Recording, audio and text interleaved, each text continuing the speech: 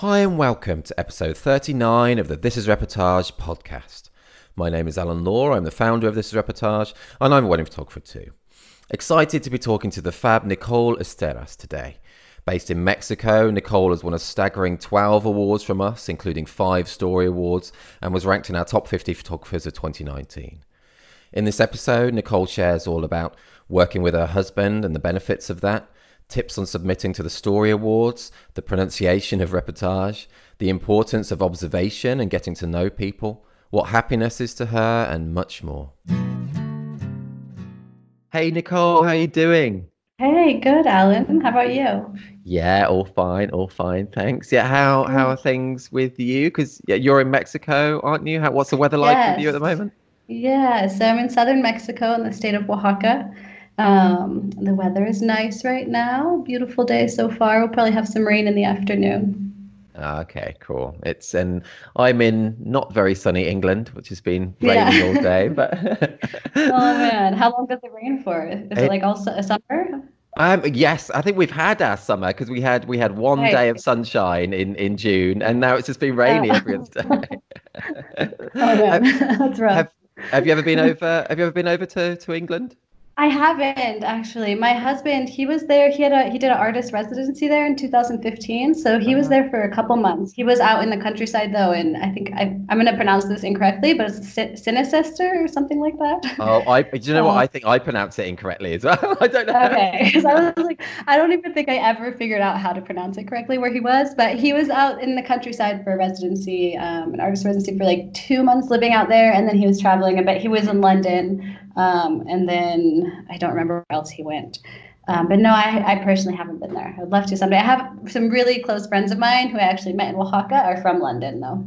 Oh, cool. Oh, okay. Yeah, you should Yeah, come over one day. And I need to go to I Mexico. want to. I'd love to go to Mexico. Never been. That's the best. I'm biased, but you should come to Mexico. It's awesome. There's so much, so much to see and do. It's a beautiful country. Oh, I need to come someday. And you mentioned your husband there, which I think you shoot with him, don't you? And Yeah, so how yeah, did that exactly. happen? How did you come to work together? Do you have like separate, distinct roles on the day? Do you ever argue or disagree? Yeah, how did that happen? Yeah, those are all great questions. So we both started out in documentary photography and in the context of nonprofits. So we were Oh, doing documentation of the work that they were doing in Nayarit first, in the state of Nayarit and Jalisco, and then on the coast, the west coast. And then we moved back to Oaxaca, and we were both working in nonprofits as well, documenting the programs that they were implementing throughout Oaxaca, and mostly in rural communities, some indigenous communities, and then sometimes in the central valleys of Oaxaca.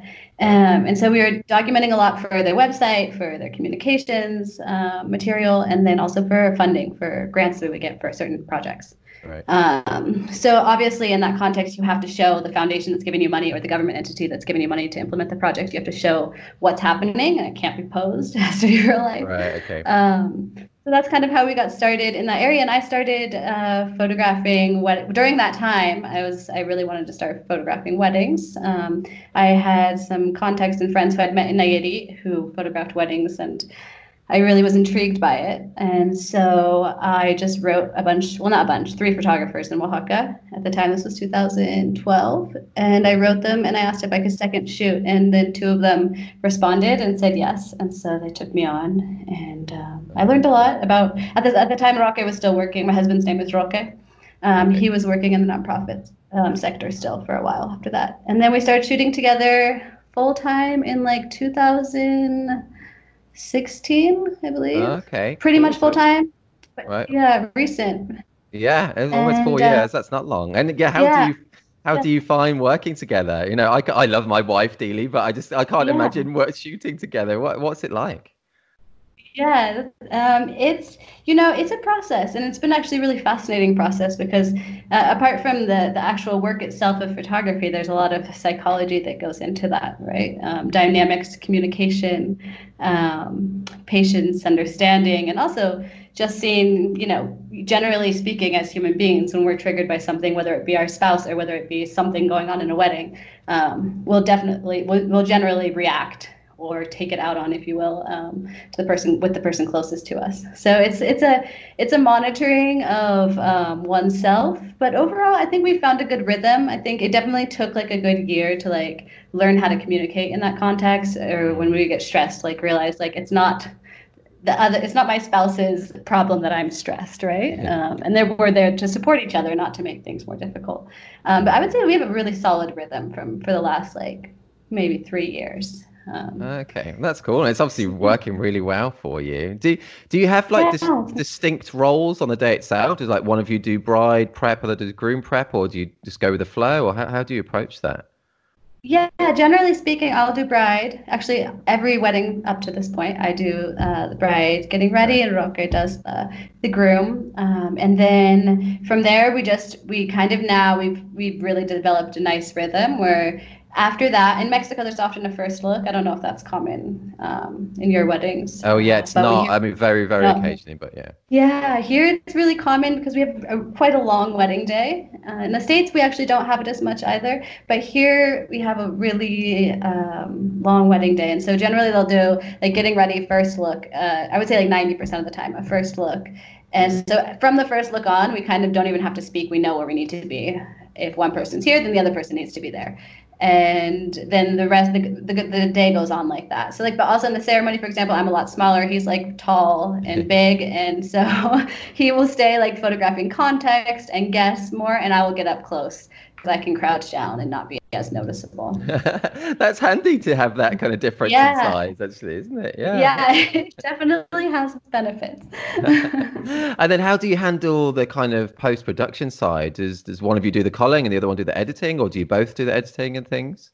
Yeah, so I do all the post, and I enjoy the culling a bit, the editing not so much, but I'm finding, I think it's been a constant work, again, like a psychological process of learning to accept and enjoy it and find the peace and rhythm within the editing.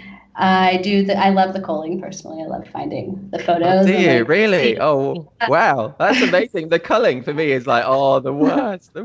Yeah, it's so long, right? It's such a process. But yeah, I quite enjoy it. And then, and the reason for that is because Roque is also a painter and a printmaker. So he has his studio here in Oaxaca. So he photographs, but his like primary passion would be painting and printworking. So he also has to do his work, and he has encargos, what would be the word for that? Commissions. He has commission work and does some illustration work, so he also does that.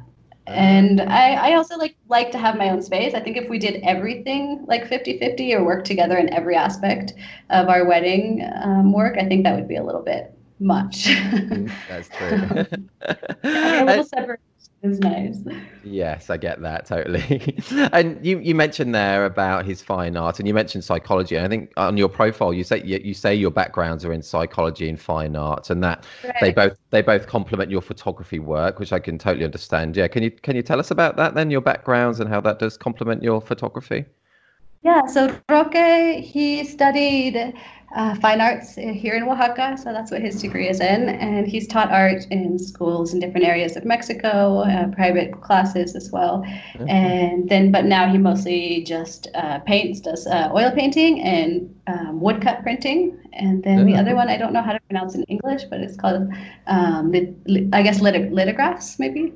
Oh, I think I've heard that, but I don't know. I don't know. Yeah, so the different types of prints. Oaxaca is quite known for their print work.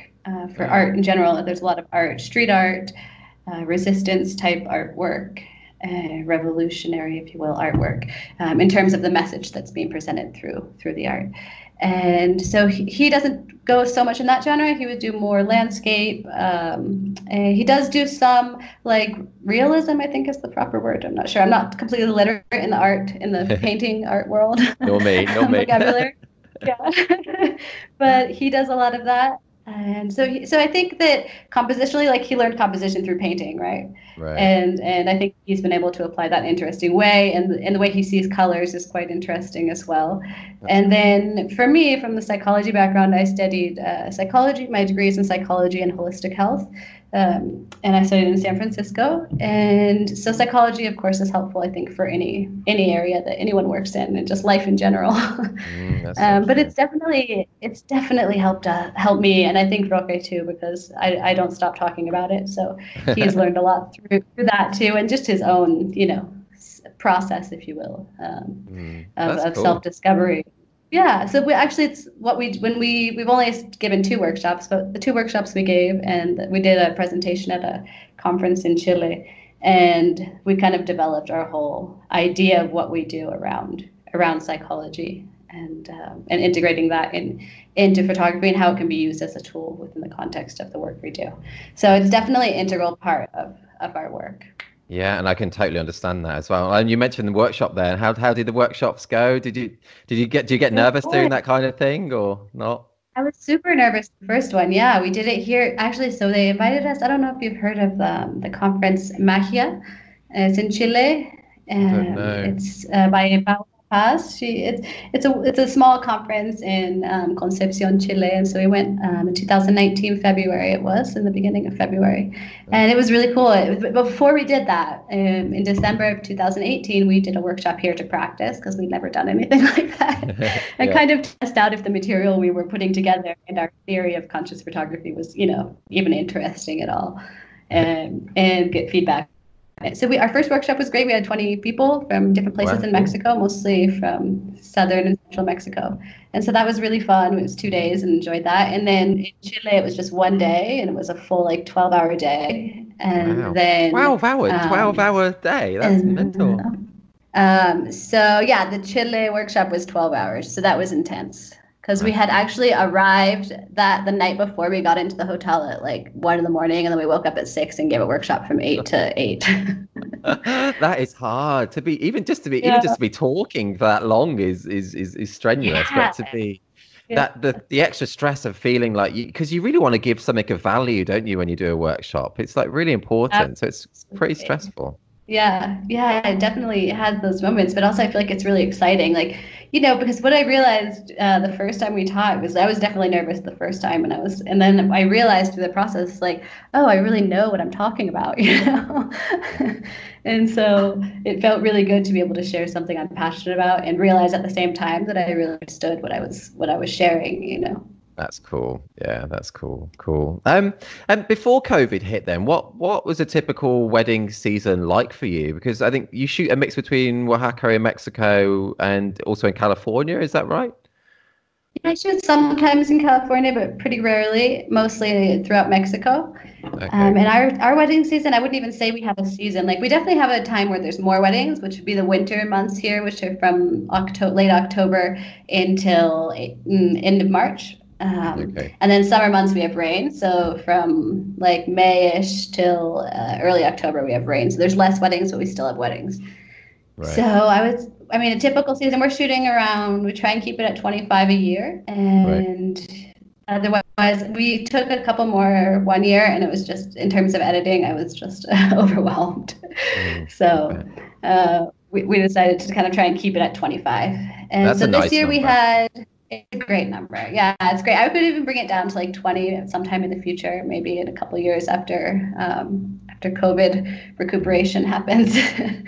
um, Yeah. Yeah. but How's but how is it yeah, how's it been for you with COVID at the moment? What's the situation like in Mexico? Can you even do weddings yet, or what's going yeah, on? no, we can't do weddings yet. The country is still mostly in high alert, but coming down. So we've been basically home since mid-March, or maybe around the 20th. I think we Right. stopped going out, and everything started closing. And we've gone out, every once in a while to the grocery store, or I have a couple of photography projects that I shoot from our VW bug. Yeah, So we've cool. done that, but places like Oaxaca is totally shut down. And especially the centro, the historic center of the city, is totally closed. There's you can get to go, but you can't go in. There's nothing, no restaurants open, no hotels Okay. open. Right. And how's it It's been been? challenging. Yeah, I bet. In terms of your wedding bookings and things, have you been able to postpone and stuff to later on? Yeah, we've been able to postpone. So far, we haven't had any cancellations. We've just had That's cool. postponements, all for next year so far. We have 3 that supposedly are going to happen this year. So we shot 7, and we've had to postpone or reschedule 20. So we had Oh, 27 wow. booked. We That's shot a 7 lot to before it postpone. happened. Yeah, that's good Yeah, that you've done the it was 7. That's overwhelming. so many to postpone. Yeah. Wow. Yeah. It Yeah. was intense. So we had in the beginning, I would say like the first when the postponement started happening, it felt a little bit overwhelming. I really had to like check myself and find my center and work from that space. A lot of like breathing activities and just bringing myself to a balanced space where you can go into each postponement. And a lot of people have a lot of questions and what happens if this, and we Mm. added some things to our contract to be a little bit more flexible for our clients, but also maintain our security in terms of offering a service, providing a service, and yeah, it's been challenging, but we've been able to postpone almost all of them. So now I kind of have a sense of relief, and then we just have a couple that might happen this winter. Okay, We'll see cool. what happens. Well, that's cool. That's Yeah, cool. You've been able to postpone. How did you feel yeah, when you realized the enormous, impact of it? I'm just thinking with me. I mean, I went through such a roller coaster of emotions, and it did hit me hard at one yeah. point, especially in my family. I just think, how Yeah. did you feel? How did you cope? Yeah, I think it's a really emotional, like triggery situation. I mean, I think we all have a lot of fear around economic security. Of course, it's a Mm, very rational fear to have, but at the same time, when that fear is prolonged, and we have, the expression of fear is anxiety, and so when we have that prolonged fear and prolonged anxiety, it can really affect our mental health and our physical health when we have high levels of stress in our body and anxiety. We have a lot of hormones that are circulating that can weaken our immune system, which doesn't help the situation, when you're mm. trying to be healthy as well in the context of everything that's going on in the pandemic. I definitely had a lot of roller coaster as well, a lot of feeling, okay, this is good, I got this, I can do this, and then moments of Mm, just like feeling overwhelmed and mm. having to, let myself feel that. So yeah, I mean, I think it was definitely a roller coaster for sure. And I think it still is, but it's like less intense now, right? Because it's becoming like Mm. a new normal in a lot of ways. So like we're, That's we're true. adapting. Humans are Yeah. very adaptable. That is true, isn't it? It is true. And yeah, and things are easing a bit, and I guess we'll just see. And hopefully next year will be a bumper year as well. And yeah. And and for me Yeah. personally, How it's given about how me, about yeah. you? Yeah, I mean, I went through, yeah, when I initially realized the huge devastating impact on everything. It was emotional Yeah. for a bit and things, but then there have been benefits in terms of time to focus on other things, and it has been lovely being at Yeah. home with my kids a lot more. So there have been some good sides. There definitely have. You Yeah, mentioned earlier I on. totally agree with that. Yeah. Yeah, yeah, definitely. And it's going to be okay. I'm feeling positive at the moment. It's all good. It's all good. Yes, exactly. You mentioned earlier on there about your VW bug. Yep, I can't even say the word. Your Yeah. VW bug, which is Yeah. cool. I saw a photo of Yeah. it, I think, on your website as well. That's cool. Have you been able Yeah. to be going out and about in that at the moment? When COVID wasn't around, do you travel a lot in that? And Yeah, that's actually the only car we have. So we do travel. We don't go long distances. We travel throughout the state of Oaxaca. So Oaxaca has central valleys. It has the Sierra, and then it has the coast as well. So we tend to love to spend time in the northern Sierras and the southern Sierras, and then we also love going to the coast. And so we drive our bug there everywhere. We go really slow, of course. Takes a little bit longer to get everywhere. It's not the safest car in the world. But yeah, we love it. It's just the two of us and our dogs, so oh, we that's fit cool. perfectly. And yeah, but I've been doing so when everything started, I just felt like I need to photograph something. I have a tendency to be have a quite active mind, and I think that's reflected in my behavior as well. Like I like to do things, Great. and so I was like wanted a project, and so I started photographing my friends in quarantine from our Oh, VW bug when cool. quarantine started here. So yeah, it was a big challenge, like finding ways different. The first couple ones were like pretty easy, and then I was like, I'm in the passenger seat, Roque is in the driver's seat, and it's just like, and our dogs are in the back seat. So I would try and integrate them to create a more interesting composition. But there's only so much you can do when you're parked in a small car, compositionally. So it's been a good challenge just to push myself to be creative and That's see things cool. differently, Oh, look for that's alternatives. cool. Yeah, And then from there also, so that was one project, and the other one was photographing a 10-block radius of the Centro Histórico from our car. So Roque drives and I photograph, just to kind of see the change over time. It was interesting. There were quite a few of the same people that I would see over and over again. And I would like to go bring them prints when this is all done. That would be cool if I can find them. That's really cool. Yeah, it's been a fun process. Oh no, that's really cool. And just the VW bug in general, it just sounds really romantic. You two just like, in a kind of like road trip kind of like it just sounds cool. I think it's a cool thing to do. Cool. Let's change tack slightly. Let's go on to are you a Netflix fan or other streaming TV series fan? Are you watching anything good at the moment? We go in and out of Netflix, I feel like. We just started watching this series called Dark. It's like a sci-fi series. I absolutely love Dark. I love it. I thought it was, at the beginning, I was like, took me a second to like get it. I felt like it was a little bit hard to like understand what was going on. And then all of a sudden, like, we got it, and we like watched the first season in like 2 nights, you know? The final series came out yesterday, actually. I heard that, yeah. So we're excited. We're like, yes, we have something to watch. But we just finished watching before that Mr. Robot, which is like one of my all-time favorites. It's phenomenal. I highly recommend that. It's on Amazon. It's a brilliant. I mean, compositionally, it's just mind-blowing and beautiful photography, and just also the storyline is there's some parallels to the world situation right now.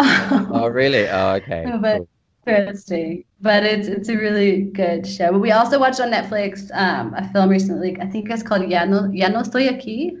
I'm not sure in English.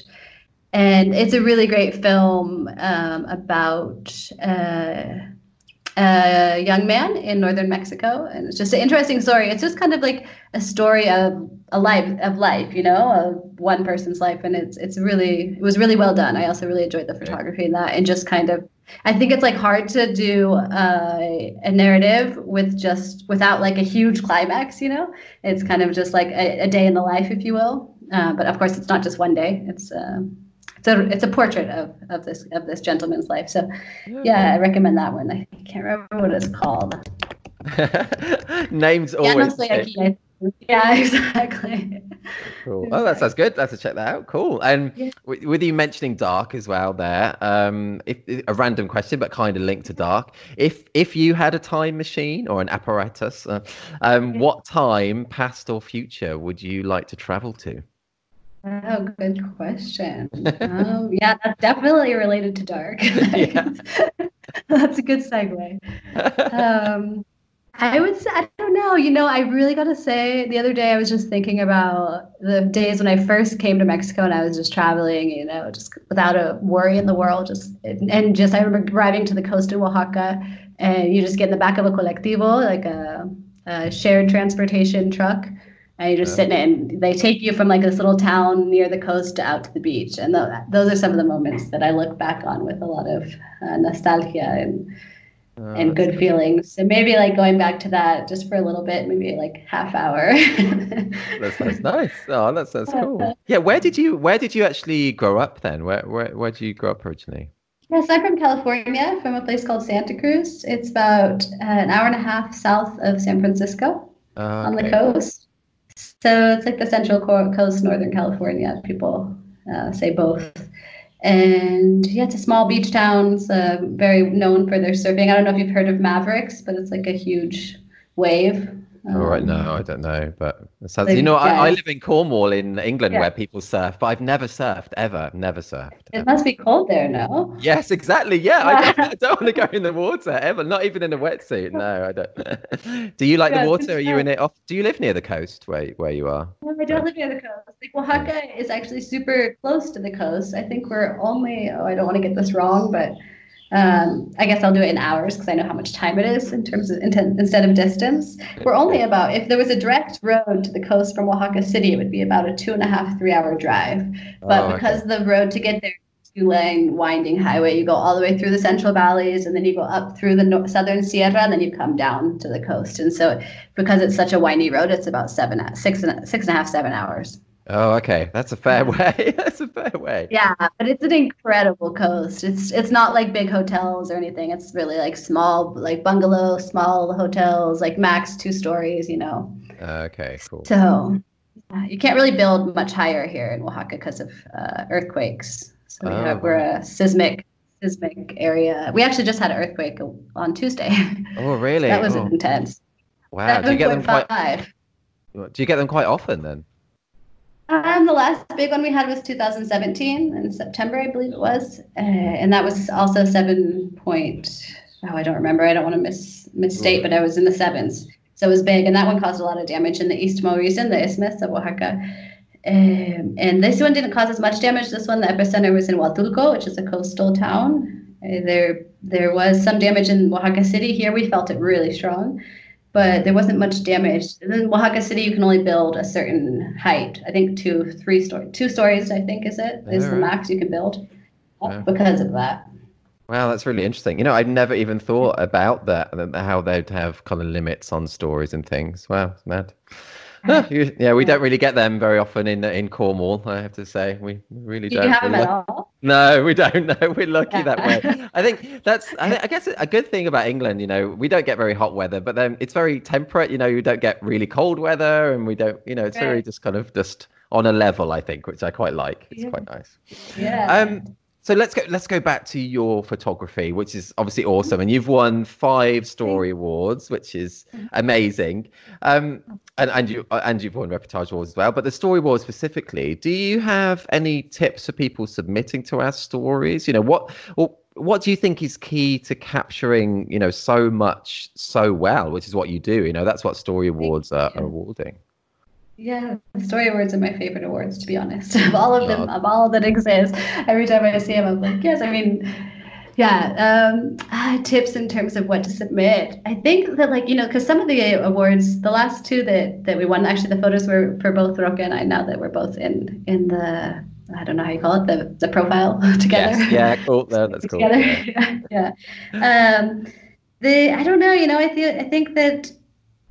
I can't really put it into words what I've chosen, but like the New York wedding, that one I think I've submitted like 4 times before it won. And every time I kind of switched out photos and I started to see like, oh, it's not the typical epic photo that needs to be in the story because that doesn't connect the story correctly, right? So I kind of had to go back and like refresh my mind, and I judged a photo competition, and then I came back and I looked at it again, and I kind of saw things differently. So I think it's coming back and like integrating things that you're learning or things that you're seeing, and realizing what are the photos that are obviously has to be a strong photograph, but it also has to be a photograph that connects the narrative. Because if the narrative bounces all over the place, it gets a little bit confusing. And I think that important part of that specific award is that there is a strong narrative and a thread, you know, a narrative thread that goes through in a way that makes sense visually and otherwise. Yeah, cool. I totally get that. And the fact, do you think when you started shooting together as a duo, did that, you know, really help your overall? So how long were you shooting on your own for before you started shooting as a duo? So my first wedding ever was by myself was in, when was that? November of 2014. And then 2013, November 2013. And then 2014, I think I had 3 weddings. So it didn't really have any work. 2015 is kind of when it started for me. And that's when I think I shot like 12 weddings, and then it just kept going up from there. So I would say like really shooting from 2015. But my first wedding was in November of 2013. Right. Okay, and then we started shooting together in 2016. Okay, cool. And do you think, you know, because I just find it interesting hearing different people's opinions on shooting solo or shooting as a duo. Do you know, do you think it was really, really helped your coverage, you know, shooting as a 2-person team? For us, I think it has. Like, Roca he's, you know, obviously like the process for anyone in this type of in documentary photography or reportage, as we say in American English. Cool. Because I remember when I first heard you pronounce it, I was like, oh my God, yeah, it sounds so much better. It's funny. I don't know that there's no right way, is there? So I'm probably saying it wrong. I don't know. No, but it sounds so much more elegant. And also, I don't even know if reportage is just right in American English, to be honest. I'm just guessing. But I mean, I think that shooting together has been really beneficial in a lot of ways. I really love to see how Roque's vision has developed and how he sees and what he sees. And he sees, I tend to have a little bit more of a stronger, not stronger, but like, louder personality. And Roque tends to be a bit quieter and introverted, but an observer. He's definitely a strong observer. So he's seen a lot. So it's interesting to shoot. It's interesting for me to see when I'm culling is like, what did he see within the moment, especially when we're shooting a similar moment, and then I see what he saw and I see what I saw. And it's just such a reflection of who we are and our life experiences, right? That's like so when we cool. shoot weddings, like I feel like, when we shoot weddings, we're not necessarily just shooting the wedding. We're not just shooting their story. Our story is going to be imprinted on there. It's going to be reflected within the photos that we make. So yeah, it's interesting. I've really enjoyed working together. And for our coverage, I feel like it's definitely made a more complete coverage because we can photograph all more aspects like reaction and action, speeches. It's not like I have to be photographing the bride and groom and reactions, bride and groom, speech giver, so I can kind of focus on one thing and be a little bit more creative within that and take a little bit more liberty to get some safe shots and then try and take some risks. And then he has the same option with if he's shooting reactions, for example.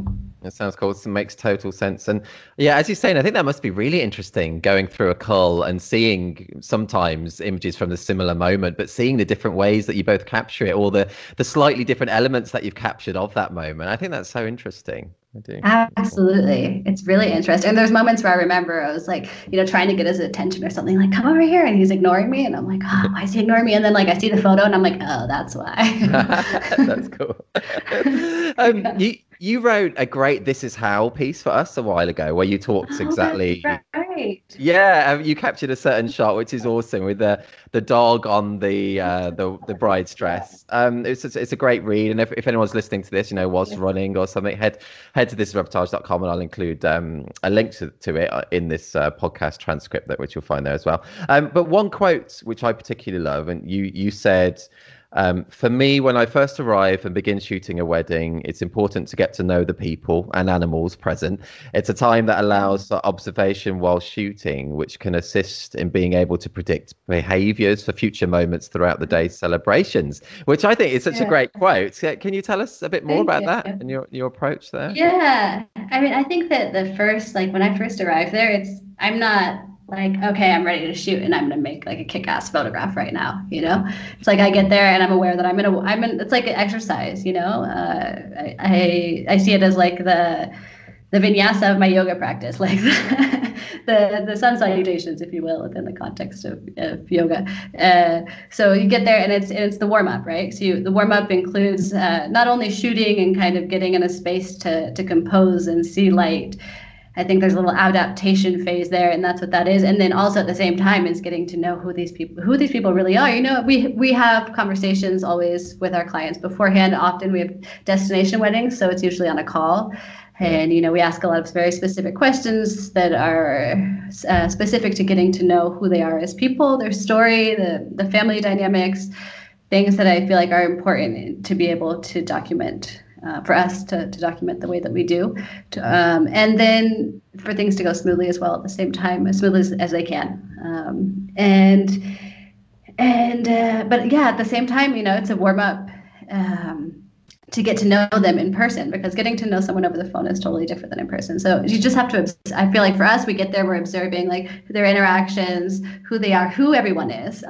They've told us who everyone is and their names, but we don't necessarily have a face. Mm-hmm. So figuring out doing those mental maps and then at the same time, like warming up our mind and being able to see these compositions coming together, moments, light. And so, yeah, I feel like when we first get there, it's kind of a little bit of all of that mixed into one. Mm. And cool. Yeah. Cool. Yeah, it's great. I love hearing you talk about your approach and your work. It's great. And yeah, as I say, people do head to the site, and I'll include a link to that This Is How piece, because it's a really great read. It's brilliant. Cool. Let's go on to a question. I do ask this quite often, but I like this question. I just find it just interesting. So, what does it mean to be successful to you? What is success to you, Nikhol? Yeah, that's a great question. That's a hard question. It is hard.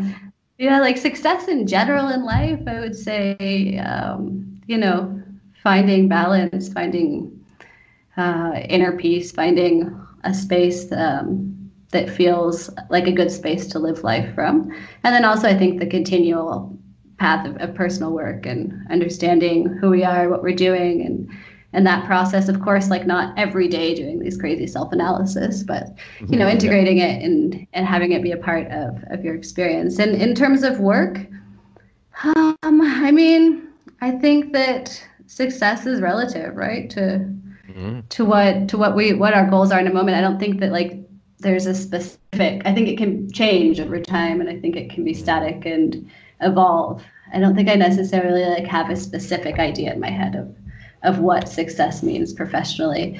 I know it feels good to be able to get weddings and book weddings and shoot them, and it feels, of course, that's a great feeling, but I don't think that that's everything, right? Yeah, no, of course. Yeah, I think that's a really hard and complicated question. I don't know if I have an answer that will necessarily satisfy it at this moment in time. You were answering that. I think you were answering that really well. And I think, as you say, it's not something that's static as well, and it evolves all the time. And it's all just very interesting. Yeah, it is. And you mentioned that, obviously it does feel good having weddings booked in, and it does, because we get to feed ourselves as well and pay the mortgage and things. And what do you think what is the secret, or what has been a good referrer of, a source of wedding bookings for you particularly? Do you put a time into social media or, advertising? What's key for you in getting your bookings? Yeah, we get quite a few bookings through Instagram. Oh, cool. Where people have looked at specific hashtags. Oaxaca doesn't have that, like our wedding industry in the last 2 years really blew up here for destination weddings. Right now it's on pause, obviously, but so there wasn't that many photographers here, and there's more, like every year there's more, but there weren't that many. And so Instagram was a good, using specific hashtags. People really looked for those to look for vendors. And then Google and wedding coordinators here. So we work with quite a few local wedding coordinators who are wonderful, and we're really lucky, to have a solid wedding community here, small and solid. Oaxaca's a small city. With your wedding coordinators that you mentioned there, did you proactively ever, reach out to them to arrange a working relationship, or is it just after you've shot a wedding with them, then they recommend you? Was it a natural thing, or how did that happen? Yeah, I would say it's more the latter. That after working together, I would of course give them photographs and say share the gallery with them and let me know if you guys want some photographs, and give them photographs to use on their website and their social media. And then at the same, I think that they realized also, like we turn in our work on time. We communicate a lot with our clients. They don't have to do anything for us, and so I think that's less work for them as well, right? Yeah, that's so true. Yeah, so I think they've valued that some, but also that just like we have good working relationships and pretty solid connection with most of them. That's cool. Yeah, it's so personable skills. Just interpersonal skills are so important in life and in business. Important. Yeah, absolutely agree with that. So a lot of the couples maybe that you shoot, probably, do you maybe haven't met? The first meeting is it via Skype a lot of the time then? Yeah, most of the time it's via Skype, Zoom, WhatsApp, video call of some sort. So that's usually our first meeting. We definitely require that. We had a couple weddings in the past where like it just was not able to happen. A video call, we're like, okay, well, we need to have a call. If you don't want to be on video, that's fine. Yeah, but we have to talk. Because, most of them aren't in Oaxaca. They're in other places of Mexico or other countries. Okay. So, we definitely require a call, and it's usually a video call. And how do you get on with those video calls? Have you got any tips? Because I just know some people find Skypes or video calls as very nerve-wracking, or don't know how to approach them. Do you have how do you approach those kind of meetings with clients? Yeah, I love them, to be honest. I'm like super stoked as soon as I get on the call. I'm like, yes, let me tell you about what we do, because I'm excited about it. That's cool. But I usually I have a format that I follow, like introduce myself, ask them some questions about who they are, about their wedding, where it will be, why Oaxaca or why other place in Mexico. And then from there, I just kind of put some structure to it. Like, hey, well, I'm going to tell you guys a little bit more about what we've done. Some of the things I've, gone over in the email, but just to further elaborate. And then you guys can then we'll have time where you guys can ask me any questions, and then we can just kind of take it from there. But I definitely try and put in the beginning a structure so they understand anything else further along in the conversation that I might refer back to. Yeah, that makes sense. That's good advice. That's cool. What's the most bizarre or funniest thing that you've seen at a wedding? Oh, good question. I mean, Oaxaca weddings can be really elaborate, so there can be like a lot of fireworks. We have something called the calenda, which is like it's a traditional street parade but adapted to more modern wedding context. So it's like, I don't know, have you ever seen a wedding in New Orleans or been to New Orleans by chance? I had never been. No, I'd love to, but no. It's a cool city. They have something similar called the second line, which is like a brass band parade in the street for celebration as well during like Mardi Gras, and then they've adapted it to weddings as well. Or maybe it already was in weddings. I actually don't know the history of it that specifically. But in Oaxaca, we have a similar thing where it's right after the ceremony, the calenda. It's like traditional dancers in their clothing, and then different a band as well, and so they play music in the street and dance in the street, and the rest of the wedding goes with them dancing. There's mezcal, and it takes you from the ceremony to the reception. Wow, that's very cool. Is that most of the weddings you shoot have that then, do they? Oh yeah, like 99%. Oh wow, that's cool. Yeah. Yeah, it's a really cool experience. It's really fun. Like people will be like, oh, because most guests don't know about it beforehand, or even if they do know, they don't understand what it is. And so they're always just like, oh my God, that was so cool. That's cool, isn't it? As you know, what a job that we have and you have, that you're experiencing something like that, a lot of weekends. It is very cool, isn't it? We see so many different things in this job. It is cool. It really is. Yeah. It can be highly addictive. One of your images, I think, is like a jumping dog. Is that from that kind of time? Oh yeah, yeah, that's exactly right. So that dog's called Masapan. We actually had this elopement it was like a really small wedding / elopement of like 7 guests or something, and it was in May of 2018, was it, or 17? I think it was 2018, and that was the first time we saw him. He's a street dog, and he was like, as soon as because in the calenda there's also fireworks, so the dancer has a fireworks construction on their head in a basket, and they dance with it, and there's fireworks that go off, and so every Masipan would like jump up, and whenever the fireworks would go off, and would like try and get the fireworks, and so he would just jump, and it looked like he was dancing because he would do 360s, and so he became super famous. And we have a festival in Oaxaca called La Guelaguetza, where the different regions of Oaxaca are represented, their culture and dancers are represented in a dance festival that's during 2 weekends, and then you have parades in the street. It's canceled this year, because of the pandemic, but it's usually in July. And so he got even more famous when he was dancing in the Guelaguetza calendas, and so then after that we started seeing him in tons of weddings. And last year, 2019. Or was it 2018? Both 2018-19, and then he got adopted, luckily, and then he hasn't been out in the street since Day of the Dead of last year, because it's stressful for the dancers when they're trying to dance with fireworks on their head, and then there's a dog jumping up on them. Yeah, I can imagine that's quite a stressful situation. Yeah. So they asked for him to like not be present because it was it was getting dangerous for them sometimes. He wasn't trying to bite them, but like he was a big dog. And so he was adopted, which is awesome. He was very fortunate to be adopted, and so we haven't seen him on the streets maybe since November or October of last year. Well, that's cool. He's got a home then. That's cool. Yeah. And it's a great image, that is, and it's cool that I love that one. Yeah, it's cool that you're seeing something like that so often. That's really cool. Has there been a specific kind of turning point in your career? Something, perhaps a certain wedding or an award or anything that's had a major impact on your career at all?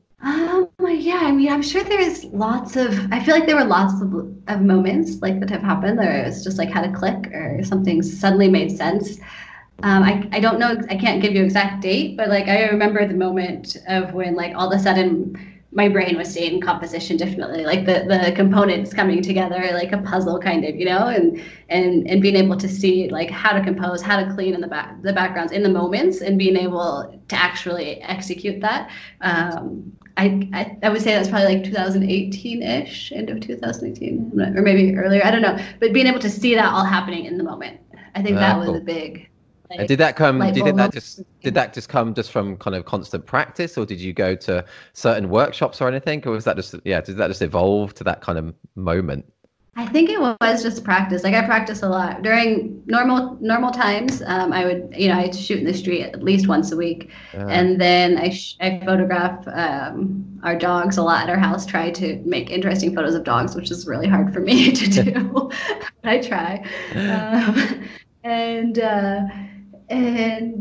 yeah, I mean, I think the practice. I think it's just the practice. There's this quote that's used in yoga a lot. Is practice and what is it? Practice and all is coming. And I think the same can be applied to any endeavor, really, whether it be athletic or whether it be creative.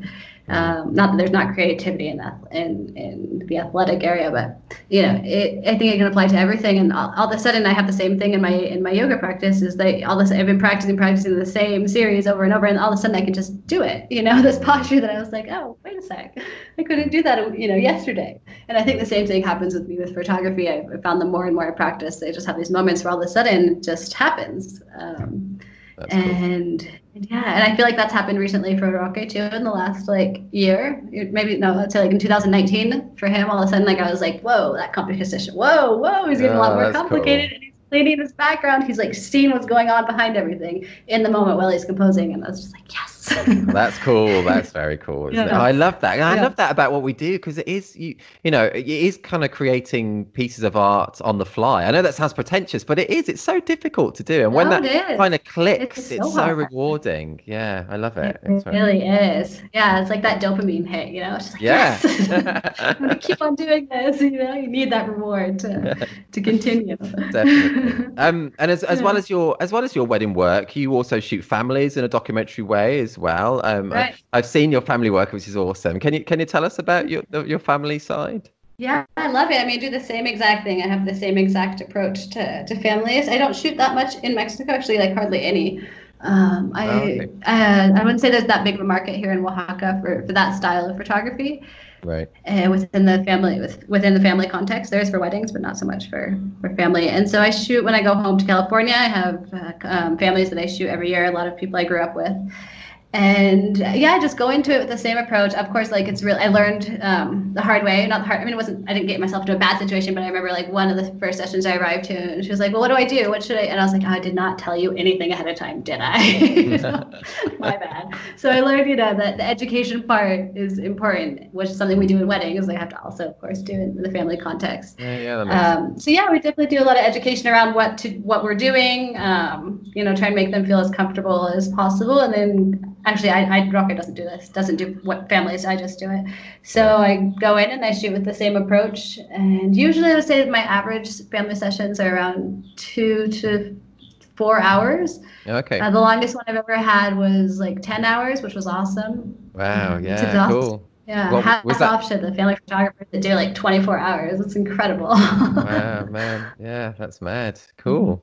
I think I love it. It's great hearing from you how you just approach it exactly the same way, because it's still just about capturing those natural, unposed moments, isn't it? Yeah. And that's exactly what it is. And it's a good training as well for the mind, for how to see and learning to see in different light, in different contexts. It's generally, weddings tend to be a little bit more prepared visually, decorations and spaces and things like that. I would say the closest in a wedding context would be the getting ready time. And that would be the closest that has the most in common with the family session, because it can be quite chaotic and stuff everywhere and people aren't in makeup yet necessarily or anything. There's a lot of similar things, and a lot of different aspects as well. That's cool. No, it's very cool. And I love the work that I've seen of yours. It's awesome.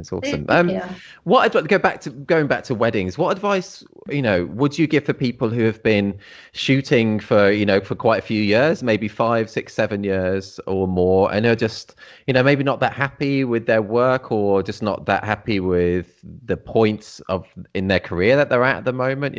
Would you have any advice for them? Yeah, I mean, I don't know. I haven't thought about that before. That's a good question. I guess something for me personally, when I've been in those spaces of just looking at the work I'm producing, and maybe other people are loving it, but I'm not, and I'm not feeling motivated by it, inspired by it. I've found that looking more at me as a person and personal things that are coming up for me personally, again, going back to the personal work, and kind of going back into that space to try and, you know, maybe there's some things that I need to address there. And then from there can be some changes within my work. I think they're really connected. But also, of course, like within the context of photography, when we're feeling bored by it or not inspired by it, I think part of it could be, you know, taking an introspective look at yourself in the present and maybe aspects of the past. I think that trauma is always, you know, coming in waves into our present life and then can affect us in a lot of ways, and creativity as well can be affected. So I think that's one part. And then I think the other part is like, try something new, you know, take some risks, do something maybe you haven't done before. Go out and shoot in the streets. That helps me a lot. Like when I'm feeling overwhelmed or, you know, anxiety with work or just a lot of work or stressed, I often I do a lot of breath work, but I also like to just go out in the street and shoot and kind of find the pattern. Because I don't know if you have this experience, but I always have it in weddings. Like the warm-up phase is like, so it's such an aware space for me. It's probably the most present that I am during the wedding. It's like during the warm-up. Okay. And then once I get my rhythm, like it's like, you know, peak performance with athletes. It's like then you get into a physical, mental, psychological rhythm where you're I feel like it's like, of course it's waves. It's not just like up, up, up, and get to peak creativity and then down, you know. It's like I feel like weddings are longer than generally like running a marathon, for example. That's true. Well, I don't know, actually. I've never ran a marathon. No, nor me. Pretty long as well. Yeah. I hate running. I hate running. I hate running too. I used to run, actually. I used to be a runner in college and high school. I ran a lot, but not anymore. Okay. What kind of distance did you used to do? What, long or short distances? Or? Yeah, I'd mostly do sprints. Oh, okay. Yeah, that's more manageable, although it's still running, and I still don't like it. Yeah, you can kind of get it over with faster. It's a benefit. Okay, let's go to a lighter question, Nikhol. Let's go to a lighter question. What is something that you hate, but that most people seem to love? Oh, interesting. Actually, I know exactly my answer. Olives. Oh, really? Yeah. Yeah. I mean, in terms of food, I guess that's the first thing that comes to mind. I can't stand olives. Really, just can't deal with them. So. Oh, super strong tasting. They take over everything. If you have an olive on a piece of pizza.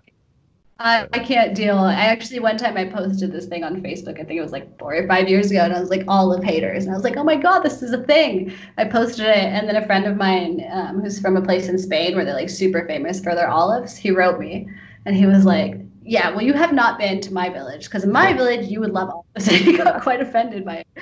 That's pretty. That's funny. That's a good answer. I think olives is a good answer, and I'm with you on that one. I'm with you on that one. Let's go to another one. That's not such a light question, but again, something that I really like and find really interesting is what is happiness to you, Nikhol? What is happiness? That is another interesting one.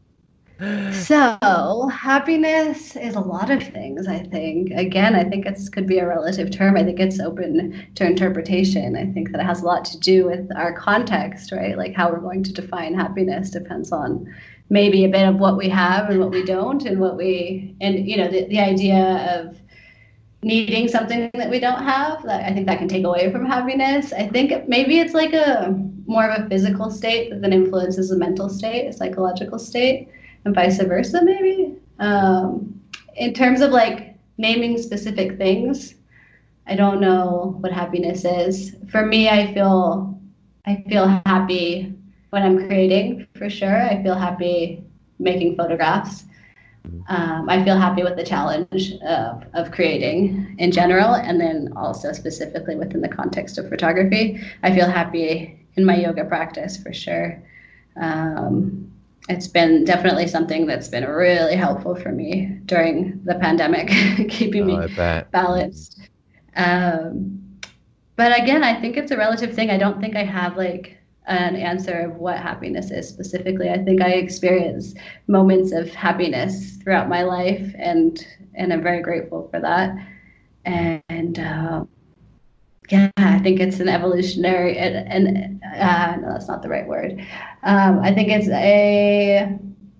a state that you go in and out of and experiences. And I think a lot of the time, like, like a lot of time I'm like, oh, this thing made me so happy, or this experience made me so happy. And I think that often also they're connected to past experiences, because I think a lot of like how we interpret and experience our present is a reflection of experiences that are maybe subconscious experiences, but that brought us joy at some point. Because the way we would define happiness is like over time, right? It's not like you're born with an idea of happiness. And then that can come from experience, and that can also come from like the outside world and conditioning and social conditioning and influence. And I don't know if that made any sense. No, that's great. Yeah, no, that was great. It's honestly so interesting, and that's great. Cool. Nichol, I've got time just for one last question. It's been so lovely talking to you. Thank you so much. So your work is ace. I've loved your work since the first time I've seen it. So for the final question, what would be your top tips to help someone get better at the documentary side of wedding photography specifically? I would say practice. That's like, for me, it's been everything. I'm speaking again from my personal experience, and I would say practice is everything. Practice and through practice, not just going out and shooting, but going out and shooting and really taking a look at your photographs and what worked and why. Like, why did I, questioning, why did I shoot that? If that photograph doesn't work when I look back on it, or if nothing I took that day on the street, which happens to me, I'll shoot for 2 hours in the street and I'll come back and like nothing. I'm just like, what was I thinking? How did I not see that light pole, that lamp coming out of that guy's head? And so once I've seen that, that I wasn't even paying attention to my background. Okay, so I'm going to go back out tomorrow and I'm going to practice. I'm going to focus on cleaning my backgrounds, So I think that learning that aspect of it. And then also I think the other important part in terms of documentary photography is definitely taking the time to get to know who you're photographing and who they are, and also not imposing your narrative on their wedding story. I think it can happen sometimes, of course, during like the newlywed photos, which we do, during that newlywed photo time or just couple time, however you want to call it, we direct and we tell them where to stand and all that. But there's a lot of moments that are happening in between that I think that we need to also like pay attention to and photograph. But yeah, I mean, we don't impose narrative apart from that time, and then also during the family photos, like the formals, I'll photograph them, and then Rocker will be photographing what's going on around. But other than that, I think it's really important that like we have moments like where like the bride is walking and maybe like she drops her flowers and you want to rush in to help. It's like, no, step back. You have to train your brain sometimes, because we have an automatic unconscious reaction to go and help, right? To make life easier for the bride. And often, I mean, I've done it in the past many times where I'll go in and try and intervene, and I'm like, I had to train myself. She's like, no, let her struggle. She's got this. You can pick up her bouquet, and it's going to be a great photo. It could be a great photograph because I didn't go and try to intervene. And then there are moments that I can remember where I went and intervened, and I was like, oh man, I missed the moment now. So of course that came from practice, and I think that practice is important for me to do. Like I mentioned, mostly I practice in street photography, and then stuff here at my house with my husband and our dogs and neighbors, and yeah. That's cool. Oh, I think that's brilliant advice. Oh, Nichol, thank you so much. It's been honestly, thank you for your time and openness and knowledge there and just sharing. It was brilliant. Thank you. If anyone's listening to this, they'll be head to thisreportage.com. If you're listening whilst running, you might be one of those people that like no offense at all. Head to thisreportage.com. I'll include lots of examples of Nichol's work and link to her website and the This Is How piece as well. And thank you so much. And hopefully I'll get to meet you one day. That would be cool. Yeah, thank you, Alan. I really enjoyed the conversation, and I hope to meet you too. Oh yeah, you stay safe. Thanks so much, Nichol. That was fab. You too. Have a good one. Bye-bye. Bye. You've been listening to the 39th episode of the This Is Reportage podcast. It was fab talking to Nichol. Hope you enjoyed listening. Head to thisisreportage.com to see examples of her work and link to her website, as well as the This Is How piece she wrote for us that we mentioned in the episode. We also have 38 other episodes of the podcast released with photographers such as Pedro Villela, Sam Docker, Jill Streefland, Alison Bounce, Fabio Marula, and more. If you're not yet a member of TIR, check out all the benefits of joining us, including an unlimited number of images on your profile, 60 Reportage Award and 18 Story Award entries per year, invites to our physical meetups and parties, exclusive discounts, hours of educational videos featuring tips and advice from some of the world's best photographers, and much more. Just a quick heads up that there won't be a podcast episode next week, as we'll be announcing the results of both our wedding and family site awards, which is very exciting. No poses, nothing staged. This is Reportage. And this is bye for now.